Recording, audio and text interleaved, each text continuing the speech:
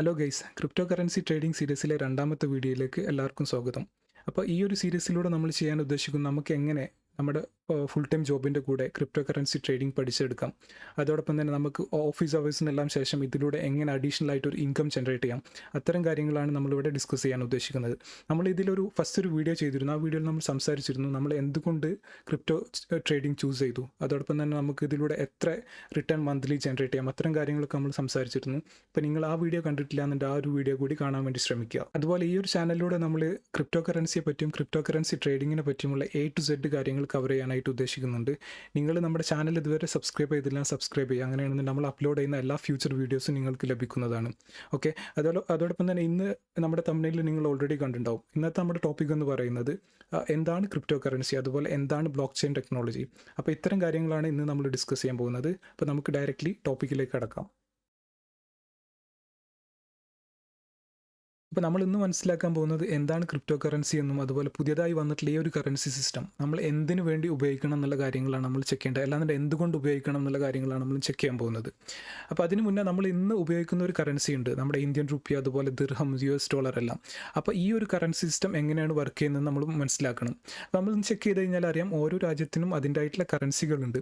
അപ്പോൾ ഈ കറൻസിയുടെ കാര്യങ്ങൾ എല്ലാ തീരുമാനങ്ങളും എടുക്കുന്നതിനായിട്ട് സെൻട്രലൈസ്ഡ് ആയിട്ടുള്ള ഒരു അതോറിറ്റി ഓരോ രാജ്യങ്ങൾക്കുണ്ട്.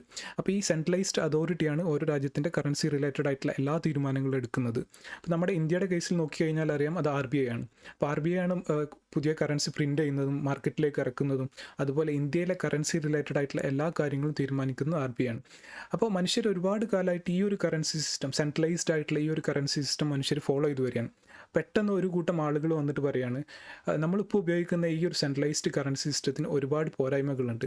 അപ്പോൾ ഇതെല്ലാം സോൾവ് ചെയ്യാനായിട്ട് നമ്മൾ നിങ്ങളുടെ മുന്നിലേക്ക് പുതിയൊരു കറൻസി സിസ്റ്റം ഇൻട്രൊഡ്യൂസ് ചെയ്യണം. അതിൻ്റെ പേരാണ് ക്രിപ്റ്റോ കറൻസി എന്ന്. അപ്പോൾ ഈ ഒരു പുതിയ കറൻസി സിസ്റ്റം നമ്മൾ ഉപയോഗിക്കുന്നതിലൂടെ നമ്മളിപ്പോൾ ഉപയോഗിക്കുന്ന സിസ്റ്റത്തിലെ എല്ലാ പ്രശ്നങ്ങളും നമുക്ക് സോൾവ് ചെയ്യാമെന്ന് പറഞ്ഞിട്ട് പുതിയൊരു കറൻസി സിസ്റ്റം അവർ ഇൻട്രൊഡ്യൂസ് ചെയ്യാണ്. അപ്പോൾ ആ ഒരു കറൻസി സിസ്റ്റത്തിൻ്റെ പേരാണ് ക്രിപ്റ്റോ കറൻസി എന്നുള്ളത്. ഏറ്റവും സിമ്പിളായ രൂപത്തിൽ നമുക്ക് എന്താണ് ക്രിപ്റ്റോ കറൻസി എന്ന് മനസ്സിലാക്കാം. ക്രിപ്റ്റോ കറൻസി എന്ന് പറഞ്ഞാൽ ഡീസെൻട്രലൈസ്ഡ് ആയിട്ട് ഡിജിറ്റലി വർക്ക് ചെയ്യുന്ന, സെക്യൂർഡ് ആയിട്ട് വർക്ക് ചെയ്യുന്ന ഒരു കറൻസി സിസ്റ്റമാണ്, പുതിയൊരു സിസ്റ്റമാണ് ക്രിപ്റ്റോ കറൻസി എന്നുള്ളത്. നമുക്കറിയാം നമ്മുടെ പഴയ സിസ്റ്റത്തിൽ അതിനെ കൺട്രോൾ ചെയ്യാൻ ആളുകളുണ്ട്. ഈ ഒരു സിസ്റ്റത്തിൽ ഇതിനെ കൺട്രോൾ ചെയ്യാൻ ആരുമില്ല. അപ്പോൾ ഇതിനെ ആരും കൺട്രോൾ ചെയ്യാതെ അതിൻ്റെ സ്വന്തം ടെക്നോളജിയിൽ സെക്യൂർഡ് ആയിട്ട് ഡിജിറ്റലി വർക്ക് ചെയ്യുന്ന ഒരു പുതിയ കറൻസി സിസ്റ്റമാണ് ക്രിപ്റ്റോ കറൻസി എന്നുള്ളത്. അപ്പോൾ നമ്മൾ മനസ്സിലാക്കി എന്താണ് ക്രിപ്റ്റോ കറൻസി എന്നുള്ളത്. ഇനി നമുക്ക് മനസ്സിലാക്കണം എന്തിനു വേണ്ടി ക്രിപ്റ്റോ കറൻസി നമ്മൾ ഉപയോഗിക്കേണ്ടതല്ല, എന്താണ് ഇതിൻ്റെ ആവശ്യകത എന്നുള്ളത്. അപ്പോൾ ഇത് നമുക്ക് ഒരു സ്റ്റോറിയുടെ, സിമ്പിളായിട്ടുള്ള ഒരു സ്റ്റോറിയുടെ സഹായത്തോടെ നമുക്ക് കാര്യങ്ങൾ മനസ്സിലാക്കാൻ ശ്രമിക്കാം. അപ്പോൾ ഈ ഒരു സ്റ്റോറിയുടെ സഹായത്തോട് കൂടിയിട്ട് നമുക്ക് മനസ്സിലാക്കാം ക്രിപ്റ്റോ കറൻസി എങ്ങനെയാണ് ഇപ്പോഴുള്ള സിസ്റ്റത്തിലെ പ്രശ്നങ്ങൾ പരിഹരിക്കുന്നതെന്നും അതുപോലെ എന്തുകൊണ്ട് ക്രിപ്റ്റോ കറൻസിയെ ഫ്യൂച്ചറിൻ്റെ കറൻസി എന്ന് എല്ലാവരും പറയുന്നത് എന്നുള്ള കാര്യങ്ങളും. ഫസ്റ്റ് നമ്മുടെ ഈ ഒരു ചാർട്ടിൽ നോക്കിക്കഴിഞ്ഞാൽ അറിയാം ബാർട്ടർ സിസ്റ്റം. അത് നമ്മൾ സ്കൂളിൽ ചെറിയ ക്ലാസ്സുകളിലെല്ലാം പഠിച്ചിട്ടുള്ള ഒരു കാര്യമാണ്. ബാർട്ടർ സിസ്റ്റം എന്ന് പറഞ്ഞിട്ടുണ്ട് ഒരാളുടെ കയ്യിൽ അരിയുണ്ട്, മറ്റൊരാളുടെ കയ്യിൽ പച്ചക്കറിയുണ്ട്. അപ്പോൾ ഇവർക്ക് പരസ്പരം രണ്ടുപേർക്കും ഈ സാധനങ്ങൾ വേണമെന്നുണ്ടെങ്കിൽ ഇവരെന്ത് ചെയ്യും, പരസ്പരം ഇത് കൈമാറും. പിന്നീട് മനുഷ്യന് കുറേ കാലം ഈ ഒരു സിസ്റ്റം ഫോളോ ചെയ്ത് വന്നപ്പോൾ ഒരുപാട് പ്രശ്നങ്ങൾ ഫേസ് ചെയ്ത് തുടങ്ങി. ഉദാഹരണത്തിന് അരി കയ്യിലുള്ള ആൾക്ക് വേണ്ടത് വസ്ത്രങ്ങളാണ്, പക്ഷേ വസ്ത്രം കയ്യിലുള്ള ആൾക്ക് വേണ്ടത് അരിയല്ല. അപ്പോൾ ഇവർക്ക് കൂടെ കച്ചവടം നടക്കുന്നില്ല. അപ്പോൾ മനുഷ്യർ ഈ ഒരു കുറച്ച് പ്രശ്നങ്ങളെല്ലാം ഫേസ് ചെയ്ത് തുടങ്ങിയപ്പോൾ അവർ പുതിയൊരു സിസ്റ്റം കണ്ടെത്തി, പ്രഷ്യസ് മെറ്റൽസിൻ്റെ, ഗോൾഡ്, സിൽവർ എല്ലാം പോലെ. അപ്പോൾ അവരെന്ത് ചെയ്തു, ഈ ഗോൾഡ് കോയിൻ കണ്ടെത്തി, അതുപോലെ സിൽവർ കോയിൻ കണ്ടെത്തി. അപ്പോൾ ഈ അരിയുള്ള ആൾക്ക് എന്ത് ചെയ്യാം, അരിയുള്ള ആൾക്ക് അരി വിറ്റിട്ട് ഗോൾഡ് കോയിനോ സിൽവർ കോയിനോ ആക്കാം. എന്നിട്ട് അവർക്ക് വസ്ത്രം വേണമെന്നുണ്ട്, വസ്ത്രം വിൽക്കുന്ന ആളെടുത്ത് പോയിട്ട് ഈ ഒരു കോയിൻ ഉപയോഗിച്ചുകൊണ്ട് വാങ്ങിക്കാം. അപ്പോൾ ഈ ഒരു പുതിയ സിസ്റ്റം കണ്ടെത്തി. മുന്നോട്ട് പോയപ്പോൾ ഈ ഒരു സിസ്റ്റത്തിനും ഒരുപാട് പ്രശ്നങ്ങൾ വന്നു. ഉദാഹരണത്തിന് ഇത്രയും ഒരുപാട് ഗോൾഡെല്ലാം നമ്മുടെ വീട്ടിലെല്ലാം സ്റ്റോർ ചെയ്ത് വെക്കേണ്ട ആവശ്യം വന്നു. അതുപോലെ ഒരു സാധനം വാങ്ങിക്കാൻ നമ്മൾ പുറത്തേക്ക് അവിടെ ദൂരത്തേക്ക് പോകുകയാണെന്നുണ്ടെങ്കിൽ ഇത്രയും ഗോൾഡ് നമ്മുടെ കയ്യിൽ കരുതണം. അപ്പോൾ അത്തരത്തിലുള്ള ഒരുപാട് പ്രശ്നങ്ങൾ മനുഷ്യർ ഫേസ് ചെയ്തപ്പോൾ മനുഷ്യർ പുതിയൊരു സിസ്റ്റം കണ്ടെത്തി. അപ്പോൾ പുതിയതായി വന്നിട്ടുള്ള സിസ്റ്റമായിരുന്നു ഗോൾഡ് ബാക്ക്ഡ് കറൻസീസ് എന്ന്. നമ്മൾ മുന്നേ പറഞ്ഞിരുന്നു എല്ലാ രാജ്യത്തിനും അതിൻ്റെ ആയിട്ടുള്ള സെൻട്രലൈസ്ഡ് അതോറിറ്റീസ് ഉണ്ടെന്നല്ല, അവരാണ് കറൻസി റിലേറ്റഡ് ആയിട്ടുള്ള എല്ലാ കാര്യങ്ങളും കൺട്രോൾ ചെയ്യുന്നതെന്നല്ലേ. അപ്പോൾ ഈ സെൻട്രലൈസ്ഡ് അതോറിറ്റി അല്ലാതെ ഓർഗനൈസേഷൻസ് ജനങ്ങളെടുത്ത് വന്ന് പറഞ്ഞു എന്ത്, നമ്മൾ നമ്മുടെ കയ്യിൽ ലിമിറ്റഡ് എമൗണ്ട് ഓഫ് ഒരു ഗോൾഡ് കീപ്പ് ചെയ്യും, അതിന് ഇക്വലൻ്റ് ആയിട്ടുള്ള ഒരു കറൻസീസ് നമ്മൾ പ്രിൻറ്റ് ചെയ്യും. അപ്പോൾ ഈ ഒരു കറൻസി ഉപയോഗിച്ചുകൊണ്ട് നിങ്ങൾക്ക് എന്ത് ചെയ്യാം, എവിടെ പോയിട്ടും എന്ത് സാധനങ്ങൾ വാങ്ങിക്കാമെന്നുള്ള പറഞ്ഞു.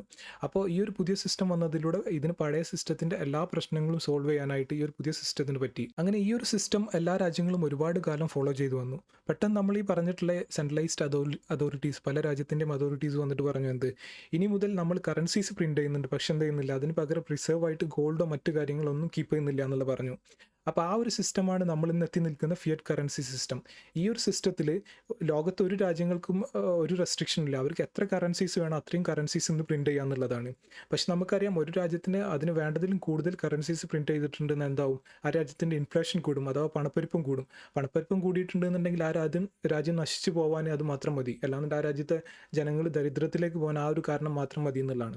അപ്പോൾ നമുക്കറിയാം, നമ്മൾ മനസ്സിലാക്കി ഇന്ന് നമ്മൾ ഉപയോഗിക്കുന്ന സിസ്റ്റം എന്നുള്ള സെൻട്രലൈസ്ഡ് ഫിനാൻഷ്യൽ സിസ്റ്റമാണ്.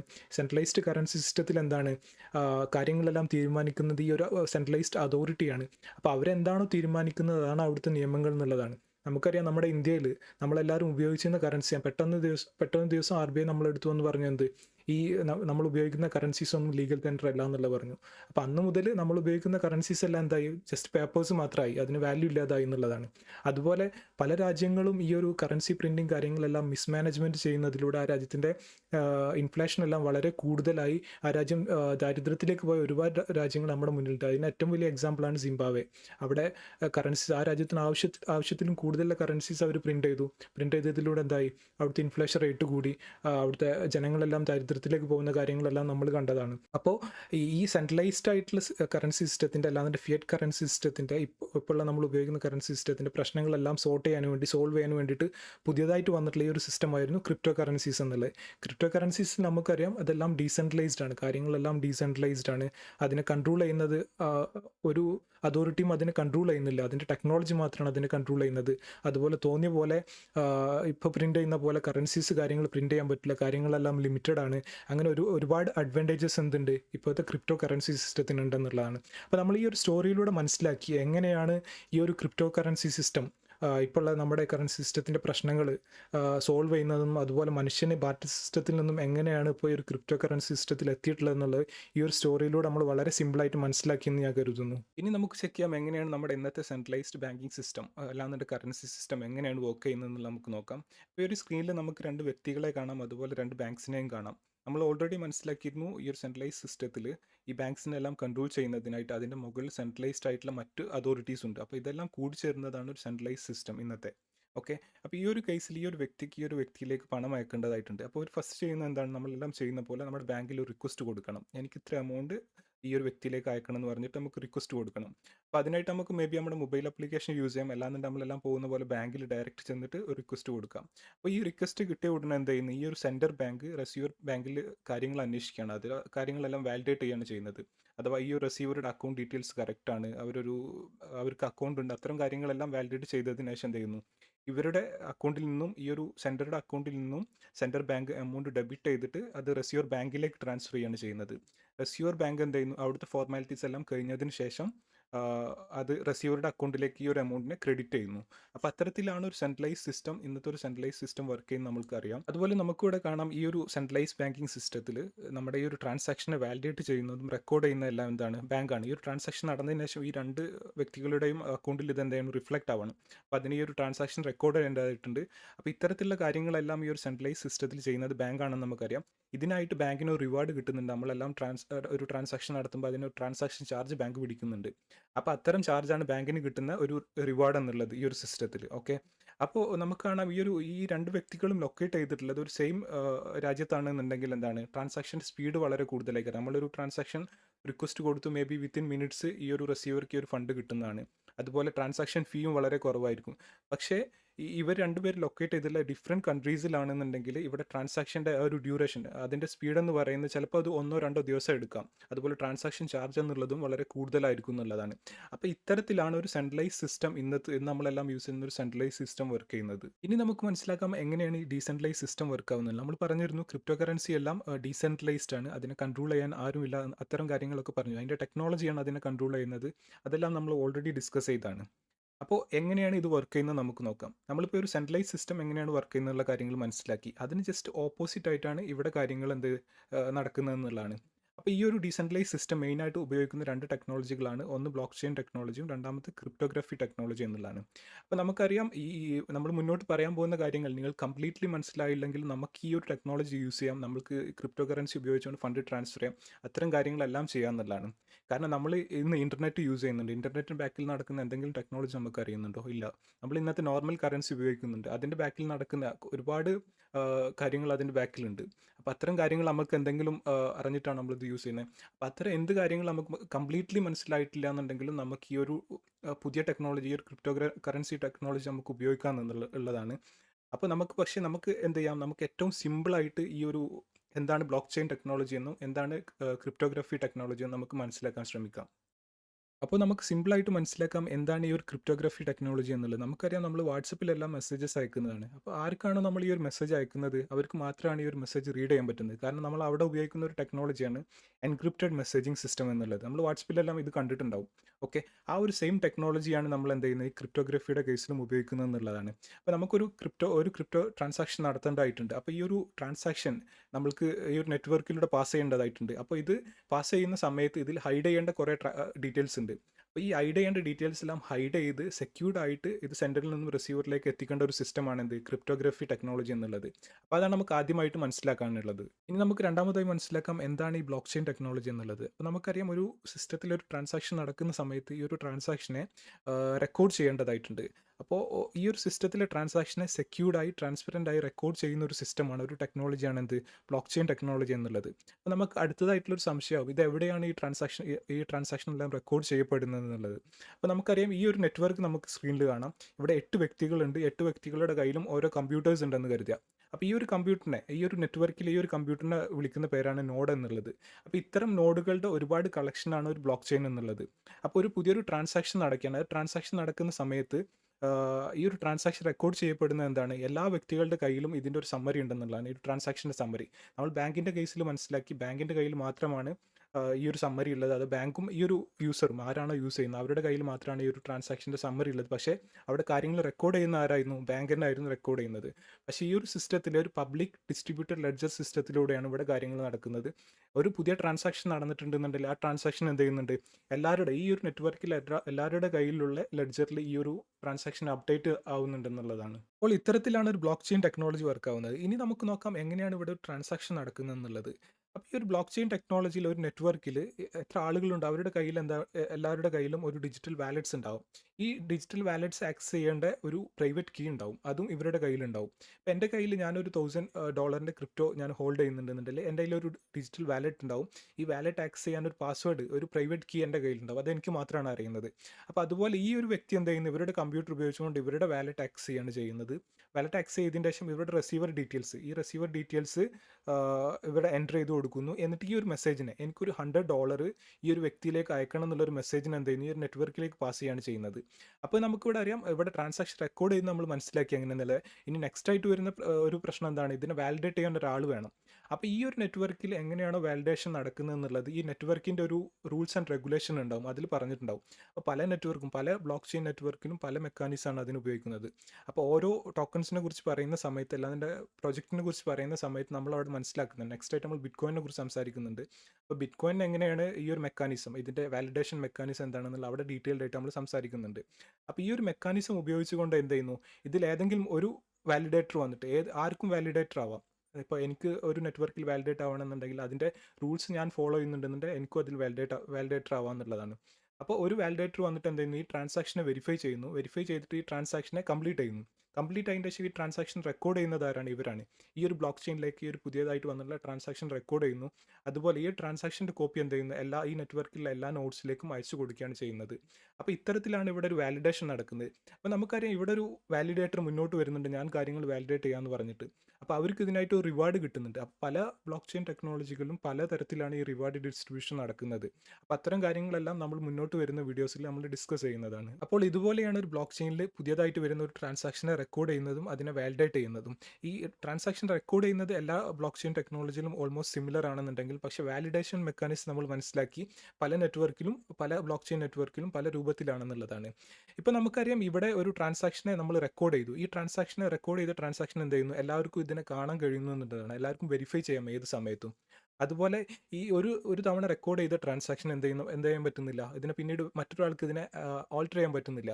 ഓൾട്ടർ ചെയ്യാൻ പറ്റണമെന്നുണ്ടെങ്കിൽ എന്ത് ചെയ്യണം? ഈ ഒരു സിസ്റ്റത്തിനെ അവർ ഹാക്ക് ചെയ്യണം. അപ്പോൾ നമ്മളിവിടെ മനസ്സിലാക്കി ഈ ഒരു സിസ്റ്റത്തിൽ 8 പേരാണുള്ളത്. അപ്പോൾ അറ്റ്ലീസ്റ്റ് 5 പേരുടെ കമ്പ്യൂട്ടറെങ്കിലും എന്ത് ചെയ്യണം? ഹാക്ക് ചെയ്താൽ മാത്രമാണ് ഈ ഒരു നെറ്റ്വർക്കിൽ നമ്മൾ റെക്കോർഡ് ചെയ്തിട്ടുള്ള ട്രാൻസാക്ഷനെ മറ്റൊരാൾക്ക് ഇതിനെ ഓൾട്ടർ ചെയ്യാൻ പറ്റുന്നു എന്നുള്ളതാണ്. പക്ഷെ നമുക്കറിയാം ഒരു ബ്ലോക്ക് ചെയിൻ നെറ്റ്വർക്ക് എന്നുള്ളത് ഒരിക്കലും 8 പേരോ 10 പേരോ അടങ്ങുന്ന ഒരു നെറ്റ്വർക്ക് അല്ല. അത് ലക്ഷക്കണക്കിന് അല്ലാതെ മില്യൺസ് കമ്പ്യൂട്ടർ അടങ്ങുന്ന ഒരു നെറ്റ്വർക്കാണ്. അപ്പോൾ ഈ ഒരു നെറ്റ്വർക്ക് എന്ത് ചെയ്യാൻ പറ്റുന്നില്ല, ആർക്കും അത്രയും അതിൻ്റെ ആ ഒരു എത്രയാണ് ഇപ്പോൾ ഒരു ലക്ഷം കമ്പ്യൂട്ടറുകളാണെന്നുണ്ടെങ്കിൽ ഏകദേശം അതിൻ്റെ 51% കമ്പ്യൂട്ടറുകൾ ഹാക്ക് ചെയ്യണം. എന്നാൽ മാത്രമാണ് ഈ ഒരു നെറ്റ്വർക്കിൽ എൻ്റർ ചെയ്തിട്ടുള്ള ഒരു ട്രാൻസാക്ഷനെ മറ്റൊരാൾക്ക് ഒരു തേർഡ് പാർട്ടിക്ക് എന്ത് ചെയ്യുന്നത്, അതിനെ ഓൾട്ടർ ചെയ്യാൻ പറ്റുന്നു എന്നുള്ളതാണ്. നെക്സ്റ്റ് ആയിട്ട് നമുക്ക് മനസ്സിലാക്കാം എങ്ങനെയാണ് ബ്ലോക്ക് ചെയിൻ്റെ സ്ട്രക്ചർ വർക്ക് ചെയ്യുന്നുള്ളത്. ഓക്കെ, അപ്പോൾ ഈ ഒരു സ്ക്രീനിൽ നമുക്ക് കാണാം ഇവിടെ 3 ബ്ലോക്സ് അടങ്ങിയിട്ടുള്ള ഒരു ബ്ലോക്ക് ചെയിൻ നെറ്റ്വർക്കിനെ നമുക്ക് കാണാൻ പറ്റുന്നതാണ്. ഓക്കെ, അപ്പോൾ ഇതിൽ ഈ ഒരു നെറ്റ്വർക്കിൽ ആദ്യമായിട്ട് ആഡ് ചെയ്യപ്പെട്ട ബ്ലോക്ക് എന്ന് പറയുന്നത് ഇതാണ്, ഈ ഒരു ബ്ലോക്കാണ്. അപ്പോൾ ഈ ഒരു ബ്ലോക്കിന് പറയുന്ന പേര്, ഒരു നെറ്റ്വർക്കിലേക്ക് ഒരു ബ്ലോക്ക് ചെയിനിലേക്ക് ആദ്യമായിട്ട് ആഡ് ചെയ്യുന്ന ബ്ലോക്കിന് പറയുന്ന പേരാണ് ജെനിസിസ് ബ്ലോക്ക് എന്ന്. ഈ ജെനിസിസ് ബ്ലോക്കിനകത്ത് വരുന്ന കണ്ടൻസ് എന്ന് പറഞ്ഞിട്ടുണ്ടെന്നുണ്ടെങ്കിൽ ഫസ്റ്റ് ഡാറ്റ എന്ന് പറഞ്ഞാൽ നമ്മളൊരു ട്രാൻസാക്ഷൻ റെക്കോർഡ് ചെയ്യാൻ വേണ്ടിയിട്ടാണ് ഈ ഒരു ബ്ലോക്ക് ചെയിൻ ടെക്നോളജി യൂസ് ചെയ്യുന്നത്. അപ്പോൾ ഇവിടുത്തെ ഡാറ്റ ആയിട്ട് വരുന്നത് എന്താണ്, ഇവിടെ നടക്കുന്ന ട്രാൻസാക്ഷൻ ആണ്. നെക്സ്റ്റ് എന്ന് പറഞ്ഞാൽ ഒരു ബ്ലോക്കിലേക്ക് ഒരു ഡാറ്റനെ ആഡ് ചെയ്തിട്ടുണ്ടെന്നുണ്ടെങ്കിൽ അതിന് യുണീക്ക് ആയിട്ടുള്ള ഒരു നമ്പർ കിട്ടും, നമ്മുടെ ഫിംഗർ പ്രിൻ്റ് എല്ലാം പോലെ അത് യുണീക്ക് ആയിരിക്കും. അപ്പോൾ ഈ യുണീക്ക് ആയിട്ടുള്ള നമ്പറിനെ പറയുന്ന പേരെന്താണ്, ഹാഷ് നമ്പർ എന്നാണ്. അപ്പോൾ ഒരു ജെനിസിസ് ബ്ലോക്കിനകത്ത് വരുന്ന കണ്ടൻസ് എന്ന് പറഞ്ഞാൽ അതിലെ ഡാറ്റയും അതിലെ ഹാഷുമാണ്.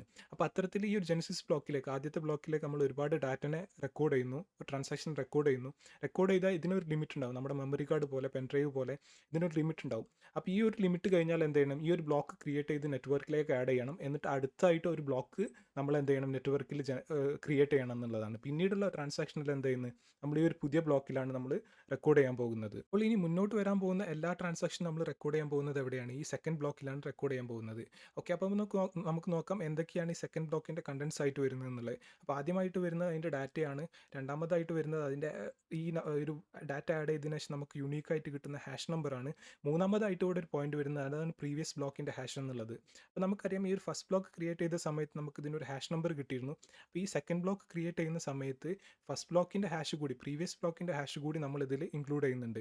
അപ്പോൾ അത്തരത്തിൽ ഒരു പുതിയൊരു ഒരു ബ്ലോക്ക് ചെയിനിലേക്ക് വരുന്ന സമയത്ത് അതിൻ്റെ പ്രീവിയസ് ബ്ലോക്ക് കൂടി ലിങ്ക് ചെയ്യുന്ന കാരണത്താൽ, ഒരു ചെയിൻ പോലെ ലിങ്ക് ചെയ്ത് ബ്ലോക്ക് ക്രിയേറ്റ് ചെയ്യുന്ന കാരണത്താലാണ് ഇതിനെ ബ്ലോക്ക് ചെയിൻ ടെക്നോളജി എന്ന് നമ്മൾ വിളിക്കുന്നത്. അപ്പോൾ നമ്മൾ സെക്കൻഡ് ബ്ലോക്ക് ക്രിയേറ്റ് ചെയ്തു, ഇനി നമ്മൾ മൂന്നാമത്തെ ഒരു ബ്ലോക്ക് ക്രിയേറ്റ് ചെയ്യുകയാണ് ചെയ്യുന്നത്. മൂന്നാമത്തെ ബ്ലോക്ക് ക്രിയേറ്റ് ചെയ്യുമ്പോൾ അതിലുള്ള കണ്ടൻസ് എന്തൊക്കെയാണ്, ഡാറ്റ വരുന്നുണ്ട്, അതുപോലെ ഈ ബ്ലോക്കിനായിട്ട് കിട്ടുന്ന യൂണീക്കായിട്ട് വരുന്ന ഒരു ഹാഷ് നമ്പർ ഉണ്ട്. അപ്പോൾ ഈ ഹാഷ് നമ്പർ ഇതിലുണ്ടാവും, അതുപോലെ പ്രീവിയസ് ബ്ലോക്കിൻ്റെ ഹാഷ്, സെക്കൻഡ് ബ്ലോക്കിൻ്റെ ഹാഷ് കൂടി ഇതിലുണ്ടാവും. അപ്പോൾ ഇത്തരത്തിലാണ് ഒരു ബ്ലോക്ക് ചെയിനിൽ പുതിയ ബ്ലോക്കുകൾ ക്രിയേറ്റ് ചെയ്യപ്പെടുന്നത്. ഇനി ആരെങ്കിലും ഒരാൾ വന്നിട്ട് ഈ ഒരു ബ്ലോക്ക് ചെയിനിൽ എന്തെങ്കിലും ഒരു ഡാറ്റ ഓൾട്ടർ ചെയ്യാൻ ശ്രമിക്കുന്നുണ്ടെന്ന് കരുതുക. അപ്പോൾ എന്താണ് സംഭവിക്കുന്നത് നമുക്ക് നോക്കാം. സപ്പോസ് ഈ അവർ ഉദ്ദേശിക്കുന്ന ഈ സെക്കൻഡ് ബ്ലോക്കിൽ എന്തെങ്കിലും ഒരു ഡാറ്റ ഓൾട്ടർ ചെയ്യണം എന്നുള്ളതാണ്. അപ്പോൾ അവർ സെക്കൻഡ് ബ്ലോക്കിൽ ഡാറ്റ ഓൾട്ടർ ചെയ്യുന്നതിലൂടെ ഈ സെക്കൻഡ് ബ്ലോക്കിൻ്റെ ഹാഷ് നമ്പർ മാറുന്നുണ്ട്. നമുക്കറിയാം ഈ സെക്കൻഡ് ബ്ലോക്കിൻ്റെ ഹാഷ് നമ്പർ നമ്മൾ എന്ത് ചെയ്തിരുന്നു, തേർഡ് ബ്ലോക്കുമായിട്ട് ലിങ്ക് ചെയ്തിരുന്നു. അപ്പോൾ ഈ സെക്കൻഡ് ബ്ലോക്കിൻ്റെ ചേഞ്ച് ആയ ഹാഷ് നമ്പറും തേർഡ് ബ്ലോക്കിൽ പ്രീവിയസ് ബ്ലോക്കിൻ്റെ ഹാഷ് നമ്പർ നമ്മൾ ഓൾറെഡി കൊടുത്തിരുന്നു. അത് രണ്ടും മാച്ച് ആവില്ല. അപ്പോൾ മാച്ച് ആവാതിരിക്കുമ്പോൾ എന്താ സംഭവിക്കുന്നത്, മുന്നോട്ടുള്ള എല്ലാ ബ്ലോക്സും ഇൻവാലിഡ് ആവുകയാണ് ചെയ്യുന്നത്. അപ്പോൾ നമുക്കറിയാം ഈ ഒരു ബ്ലോക്ക് ചെയിനിൽ ബഗ് വന്നിട്ടുണ്ടെന്ന്. പക്ഷെ നമ്മൾ ഓൾറെഡി മനസ്സിലാക്കിയിരുന്നു ഒരു നെറ്റ്വർക്ക് ഹാക്ക് ചെയ്യണമെന്നുണ്ടെങ്കിൽ അവിടെ 51% കമ്പ്യൂട്ടറെങ്കിലും അവിടെ ഹാക്ക് ചെയ്യപ്പെടേണ്ടതായിട്ടുണ്ട്. അപ്പോൾ ഇന്നത്തെ ബ്ലോക്ക് ചെയിൻ നെറ്റ്വർക്കൊക്കെ എന്ന് പറഞ്ഞാൽ ലക്ഷക്കണക്കിന് മില്യൺസ് കമ്പ്യൂട്ടറുകൾ കണക്ട് ആയിട്ടുള്ള ഒരു നെറ്റ്വർക്കാണ്. അപ്പോൾ അതിനെ ഹാക്ക് ചെയ്യുക എന്നുള്ളത്, അല്ലാന്നുണ്ട് അതിൽ വന്നിട്ട് ഒരു ഡാറ്റ ഓൾട്ടർ ചെയ്യുക എന്നുള്ളത് വളരെ ഇമ്പോസിബിൾ ആയിട്ടുള്ള ഒരു കാര്യമാണെന്നുള്ളതാണ്. അപ്പോൾ ഇത്തരത്തിലാണ് ഒരു ബ്ലോക്ക് ചെയിൻ്റെ സ്ട്രക്ചർ വർക്ക് ചെയ്യുന്നത്, അതുപോലെ ബ്ലോക്ക് ചെയിൻ്റെ കാര്യങ്ങളെല്ലാം വർക്ക് ചെയ്യുന്നത് ഇത്തരത്തിലാണ്. അപ്പോൾ നമ്മളിന്ന് ബ്ലോക്ക് ചെയിനെ കുറിച്ച് ഒരുപാട് കാര്യങ്ങൾ മനസ്സിലാക്കിയിട്ടുണ്ട്. എങ്ങനെയാണ് ഒരു ട്രാൻസാക്ഷൻ അതിൽ ആഡ് ചെയ്യുന്നത്, അതുപോലെ എങ്ങനെയാണ് വാലിഡേറ്റ് ചെയ്യുന്നത്, എന്താണ് ഒരു ബ്ലോക്ക് ചെയിൻ്റെ ബേസിക് ആയിട്ടുള്ള സ്ട്രക്ചർ വരുന്നത്, നമ്മൾ ആഡ് ചെയ്തിട്ടുള്ള ഒരു ട്രാൻസാക്ഷൻ ആരെങ്കിലും ഒന്ന് ഓൾട്ടർ ചെയ്യാൻ ശ്രമിച്ചാൽ ആ ബ്ലോക്ക് ചെയിനിൽ എന്ത് കാര്യങ്ങളാണ് സംഭവിക്കാൻ പോകുന്നത് എന്നുള്ള കാര്യങ്ങളൊക്കെ നമ്മൾ മനസ്സിലാക്കി. ഇനിയിപ്പോൾ നിങ്ങൾക്ക് ഇതെല്ലാം കേട്ടിട്ട് നിങ്ങൾ കംപ്ലീറ്റ് കാര്യങ്ങൾ നിങ്ങൾക്ക് മനസ്സിലായിട്ടില്ല, നിങ്ങൾ ഒട്ടും വെറി ചെയ്യേണ്ട. കാരണം നമുക്കിതൊന്നും മനസ്സിലായില്ലെങ്കിൽ പോലും നമുക്ക് എന്ത് ചെയ്യാം, നമുക്ക് ക്രിപ്റ്റോയിലെല്ലാം ട്രാൻസാക്ഷൻ നടത്താമെന്നുള്ളതാണ്. ഇതെല്ലാം നമ്മളെ ജസ്റ്റ് നോളജിന് വേണ്ടി ഞാനിവിടെ ഷെയർ ചെയ്യുന്നുള്ള കാര്യങ്ങളാണ്. ഓക്കെ, അപ്പോൾ ഇതിലൂടെ നമുക്ക് അറ്റ്ലീസ്റ്റ് മനസ്സിലായിട്ടുണ്ടാവും എന്തുകൊണ്ടാണ് ഈ ഒരു ബ്ലോക്ക് ചെയിൻ ടെക്നോളജി ഇത്ര സെക്യൂർഡ് ആണ്, ട്രാൻസ്പെറൻ്റ് ആണെന്ന് എല്ലാവരും പറയുന്നത്. അപ്പോൾ ഈ ഒരു സെക്യൂർഡ് ആയിട്ടുള്ള ട്രാൻസ്പെറൻ്റ് ആയിട്ടുള്ള ടെക്നോളജിയാണ് നമ്മൾ എവിടെ യൂസ് ചെയ്യുന്നത്? ക്രിപ്റ്റോ കറൻസിയിൽ യൂസ് ചെയ്യുന്നത്. അപ്പോൾ അതുകൊണ്ടാണ് നമ്മൾ പറയുന്നത് നമ്മുടെ ഇന്നത്തെ സിസ്റ്റത്തിലെ പല പ്രശ്നങ്ങളും നമ്മൾ ഈ ഒരു പുതിയ ടെക്നോളജി ഉപയോഗിക്കുന്ന ക്രിപ്റ്റോ കറൻസി ഉപയോഗിക്കുന്നതിലൂടെ നമുക്ക് സോൾവ് ചെയ്യാൻ പറ്റും എന്നുള്ളത്. അപ്പോൾ അതുകൊണ്ടാണ് എല്ലാവരും പറയുന്നത് ക്രിപ്റ്റോ കറൻസി എന്നുള്ളത് ഫ്യൂച്ചറിൻ്റെ കറൻസിയാണ്. അതിന് ഇനിയും ഒരുപാട് ഫ്യൂച്ചർ ഉണ്ടെന്നുള്ള ഒരുപാട് കാര്യങ്ങൾ അതിൽ ലോകത്ത് കൊണ്ടുവരാൻ കഴിയുന്നുള്ള കാര്യങ്ങൾ എല്ലാവരും പറയുന്നത്. ഓക്കെ, ഇന്നത്തെ വീഡിയോയിലൂടെ നമ്മൾ എന്താണ് ക്രിപ്റ്റോ കറൻസി എന്നും അതിൻ്റെ ബാക്കിൽ വർക്ക് ചെയ്യുന്ന ക്രിപ്റ്റോഗ്രഫി ടെക്നോളജി എന്താണെന്നുള്ളതും ബ്ലോക്ക് ചെയിൻ ടെക്നോളജി എന്താണെന്നുള്ളതും ഏറ്റവും സിമ്പിളായിട്ട് നമ്മൾ മനസ്സിലാക്കിയിട്ടുണ്ടെന്ന് കരുതുന്നു. അപ്പോൾ നിങ്ങൾക്ക് ഇതുവരെ കണ്ടിട്ട് നമ്മുടെ വീഡിയോ യൂസ്ഫുൾ ആയിട്ടുണ്ടായ വീഡിയോ ലൈക്ക് ചെയ്യുക. അതോടൊപ്പം തന്നെ ക്രിപ്റ്റോ കാര്യങ്ങളെല്ലാം പഠിക്കാൻ ഉദ്ദേശിക്കുന്ന ഫ്രണ്ട്സ് ഉണ്ടെന്നുണ്ടെങ്കിൽ അവരിലേക്ക് ഈ ഒരു വീഡിയോ എത്തിച്ചു കൊടുക്കുക. പിന്നെ അതുപോലെ തന്നെ നമ്മുടെ ഈ ഒരു വീഡിയോയുടെ താഴെ ഡിസ്ക്രിപ്ഷനിലായിട്ട് നമ്മുടെ ടെലിഗ്രാം കമ്മ്യൂണിറ്റിയുടെ ലിങ്ക് ഞാൻ കൊടുക്കുന്നുണ്ട്. നിങ്ങൾക്കത് യൂസ് ചെയ്യാം. നമ്മളവിടെ ക്രിപ്റ്റോ ട്രേഡിങ്ങിനും അതുപോലെ ക്രിപ്റ്റോ ഇൻവെസ്റ്റ്മെൻറ്റിനും എല്ലാം യൂസ്ഫുൾ ആയിട്ടുള്ള ഒരുപാട് മാർക്കറ്റ് ന്യൂസും മാർക്കറ്റ് അനാലിസിസ് കാര്യങ്ങളെല്ലാം നമ്മളവിടെ ചെയ്യുന്നുണ്ട്. അപ്പോൾ അതെല്ലാം നിങ്ങൾക്ക് യൂസ് ചെയ്യാം. So see you guys with another video. Thanks for watching.